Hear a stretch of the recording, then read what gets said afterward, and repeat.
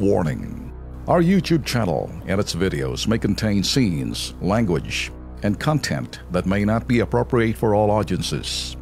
These videos include surveillance footage, undercover pursuit of suspects, actual police and rescue operations, and fearless confrontations.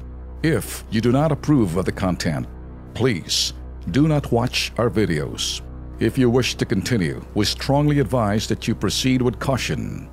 Viewers' discretion is advised. Tatlong Pinay hairdressers sa Hail, Saudi Arabia, sina Marites Sibulan, Sibulan Eulohio, Rita Tadeo at Nicole Lumangkolob, di raw natupad ang sahod na pinirmahang kontrata. Mga walang pahinga o day off, sariling gastos pa ang kanilang pagkain. Kilos Pagong ang Mid-Mac Manpower Services and Placement. Pangalan na lang agad, Mid-Mac, mukhang pinagsama-sama, ha? Mukhang saksak sinagol. Anyway, pakinggan natin itong hinaing ng tatlong hairdresser na ito na sa Saudi. Naisip namin kayo na lang po talaga yung tao na makakatulong sa amin. Kasi po ang agency namin, alam na nila po itong problema namin. Wala sila pong ginagawang aksyon. Kasi po, sa una lang sila nagsasabi, pag pumunta dun yung pamilya namin na gagawa sila ng paraan na makauwi kami. Pero hanggang doon lang po ang sinasabi nila, hanggang ngayon wala pa din po. 3 months na po. Pati na po ang embassy Riyadh po dito, alam na po nila ang problema namin. Kaya sana po sir, matulungan niyo po talaga kami. Well, kausapin natin na diretso sa live mula sa Saudi Arabia, si Rita Tadeo. Rita, good morning. Good morning po, sir. Alright, sa Kilos Pronto ito. Si Erwin Tulfo ito, at Ben Tulfo at Alex Santos. Kasama natin tiga-OWA si Deputy Administrator Torres. Sinabi ho ninyo kanina ay alam na ng embassy ito, alam ng staff, pero ang Mid-Mac Manpower ayaw kayong tulungan, hindi sinunod ang inyong kontrata. Magkano ba yung sweldo na dapat tanggapin nyo dyan isang buwan?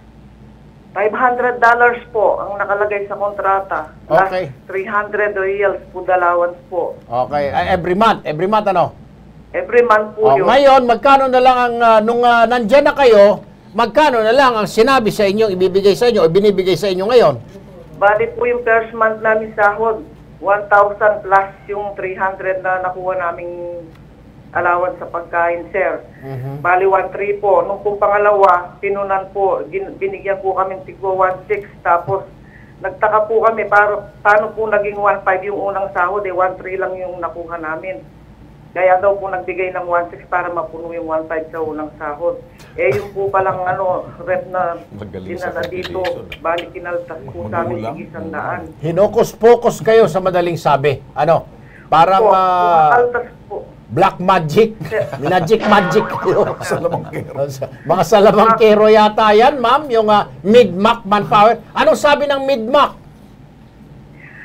Nung po nagkagulo po kami dito tungkol sa sahod, nag-report po kami sa kanila. Ang sabi po nila, kausapin po namin yung mga amo namin. Baka po ibigay po yung gusto namin. Kinabukasan po, dahil po yung araw na yung nag-usap-usap kami, ayaw pong pumayag ng amo namin, pinakita ko po yung kontrata kay madam. Ang sabi po niya, papel lang yan na ipinasulat ng asawa ko yung $500 para agad ma-aprobahan sa POEA, para agad kayo makarating dito. Sabi niya po, sir. Alright, ma'am. Okay, naintindihan po namin, ma'am. Napaka-bastos nitong amo ninyo. Sinubukan natin, Tolben, Maring Alex at Sir Josefino, natawagan itong Mid-Mac Manpower Services and Placement. Tumanggi silang magbigay ng pahayag on air. Sa phone interview ng Kilos Pronto, inaayos na daw nila ang exit visa ng tatlong OFW at sumulat na sila sa OWA. Sir, sumulat na raw sa OWA. Inaayos na raw nila. Sir Torres. Hindi dapat sila sa amin sumulat. Sa POEA dapat. Niloloko tayo nito ng mga kulukoy. Sa pangalan pa lang Mid-Mac. Wakwak. So dapat sa POEA. Oo. Hindi sa OWA. Hindi sa O OWA. sa OWA raw, sumulat yata siya. Parang nabura lang, sinabi niya, sumulat kami kay Administrator Torres. Nabura lang ni Charm yata. Loko-loko talaga ito. Wak-wak, Dapat bidwak. POA para, bakit why POA? Sila yung may poder sa BidMAC. Okay. Kami, Ano yung magpapaliwanag sila doon? hindi, dapat ganito yun eh. Pag hindi nila napauwi yung mga nurses ba ito? Nurses. Nurses. Hindi po, Hairdresser pala, hairdressers sorry. po. Hairdressers. Susulat ang POA sa amin. Oo. Para kami ang unang magpaluwal ng pauwi nila. Ayun. Protocol. Alright, sir, diretsuhin ko na. Gusto lang po umuwi. Hindi, tingnan mo, yung amo nilang babaeng Arabo, pinirma lang na para parang niloko talaga sila para maidala agad sila dun sa Saudi. Wala talagang balak na bayaran yung sahod na yun. Oo. So ano po pwedeng gawin dito, sir? Alam nyo, yung sahod doon, yung mga benefits nila, pwede nilang kunin dito sa agency. So, sa akin, ang payo ko sa kanila, kalimutan muna nila yung mga yung mga kanilang kukuning pangsweldo, umuwi na sila dito. Ayun. Tapos Tutulungan natin silang umuwi, tapos tutulungan natin silang mag-file ng complaint doon sa kanilang agency. Ayun. Narinig mo, Rita? Opo, sir. Alright, Kagyat, hintayin mo lang, tatawag kami dyan maya-maya para makausap ka, makuha ang detalye para mabigyan kayo ng direksyon kung anong dapat yung gawin dyan ni OWA Deputy Administrator Josefino Torres, ma'am. Ano po? Sir. Opo, sir. Okay, sige, maraming salamat po. Sir, sana po matulungan nyo kami, sir. Sige po, ganun po ang gagawin natin, ma'am, Talagang tutulong. kaagad. Kilos pronto po kaagad. Okay, tayo naman, papasalamat. Pasalamat na kami kay Sir. Meron naman siyang telepono. Ay, meron Ayan, pala okay, siya kompleto kompleto tayo. Kompletos Ricardo. Sir, kami ho kapasalamat na ho muna sa inyong suporta sa OWA.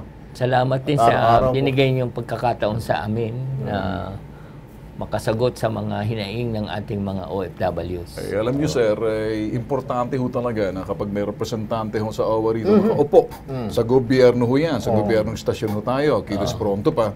Ibig sabihin ho talagang seryoso, hindi nagbibiro. Whether sila ay nasa abroad or nandito, nagagawa ho talaga ng, pakikipagtulungan ho talaga ng pamahalaan. At isa pa, Tol Ben, hindi tayo pwedeng i-dribble-dribble ng mga Ay, agency no. na yan. Dahil mga tiga-OWA ito. Ay, sila- Alam ng OWA, pasikot-sikot. Sila ang isushoot natin sa basura. Ano kasi? May direct sila sa POEA. Yes, yes. At the same time, sir, baka siguro sa inyong mga, ang tawag nito, ang tawag nito, yung bago umalis sa mga OWA, mga OFW, yung mga di ba may seminar, sabihin nyo kung may problema kayo, sumbong kayo sa Kilos Pronto. Yan. Yan. Di ba? Yan. Yung pre-departure or Yung pre-departure seminar. seminar. Thank you, sir. Okay.